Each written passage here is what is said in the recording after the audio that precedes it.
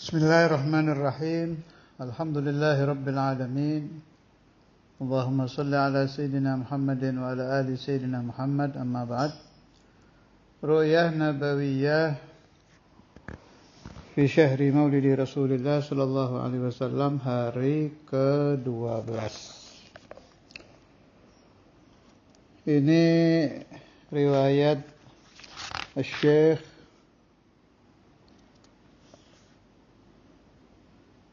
Al-Imam Muhammad Abdullah bin As'ad Al-Yafi'i.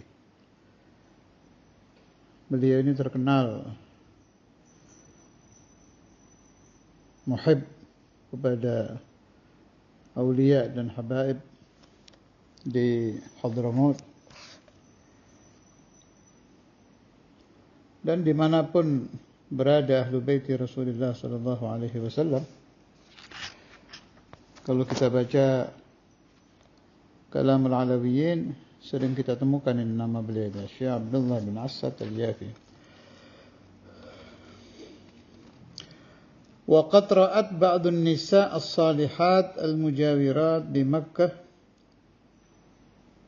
an-nabiy sallallahu alaihi wasallam wa huwa waqifun ala babi dar asy-Syekh Abdullah Al-Yafi'i wa huwa yaqulu bi'a'la sawtihi: ضمنت لك على الله يا يافعي بأنك كأحد العمرين. قالها ثلاثا ثم قال: لما؟ قال: لعملك هذا، وأشار بيده الكريمة إلى جماعة من الفقراء كانوا عند داره يسألونه شيئا من الطعام. قالت: ورأيت شعر النبي صلى الله عليه وسلم إلى شحمته أذنيه كما وصف وهو يقطر ماء وعليه رداء أحمر. Alhasil, satu wanita salihah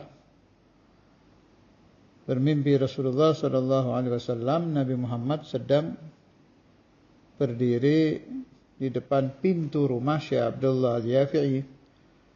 Dan Rasulullah sallallahu alaihi wasallam berteriak, meneriakkan suara keras sambil berkata, "Saya menjamin engkau atas nama Allah, wahai Yafi'i, bahwa engkau seperti Abu Bakr wa Umar."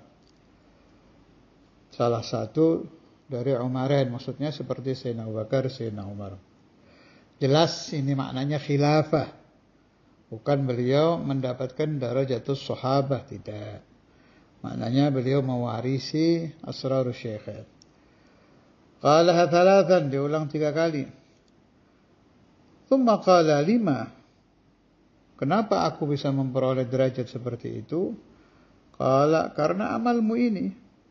Nabi Muhammad memberi isyarah ke arah rumah Syekh Abdullah Al-Yafi'i. Nampak di situ sekelompok orang-orang miskin sedang meminta makan kepada beliau. Ini luar biasa sekali ini mimpi ya. Jadi dalil bahwa it'amut ta'am kepada orang-orang yang sangat membutuhkan, terutama yang darurat, orang-orang miskin yang memang tidak punya daya untuk membeli makanan minuman, itu luar biasa sekali derajatnya. Sampai-sampai Rasulullah SAW memuji Imam Yafi'i dan mengatakan bahwa beliau dapat maqam karena itu. Saya jadi ingat waktu saya masih di Darus Surur, itu masih mondok di Syekhuna Abu Yayah ya. Beliau itu punya putra namanya Kiai Abu Hamid, Ajengan Abu Hamid. Ajengan Abu Hamid ini ana syahid, saya juga menyaksikan. Tiap hari pasti ada orang datang minta fulus, minta uang, itu pasti. Mau dari Dzurriyyatur Rasul atau bukan, tapi pasti minimal satu itu ada tiap hari dan pasti dikasih. Akhirnya terjadi pergolakan batin lah. Pergolakan batin di hati Kiai Abu Hamid ini. Itu kan menemui tamu, meskipun al-maqsudul a'zam dari si tamu ini fulus, Kan harus ngobrol kan. Ada ngobrol, ngalor ngidur, ini, itu, itulah. Sehingga beliau itu berkurang waktu untuk ibadah, mutola'ah, ngajar.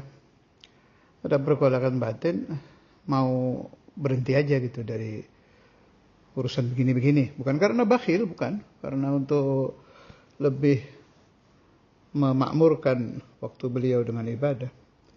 Akhirnya beliau mimpi. Ini cerita ke saya nih, barangkali anak cucunya ada yang dengar dan belum tahu riwayat ini. Saya dengar langsung dari beliau ini.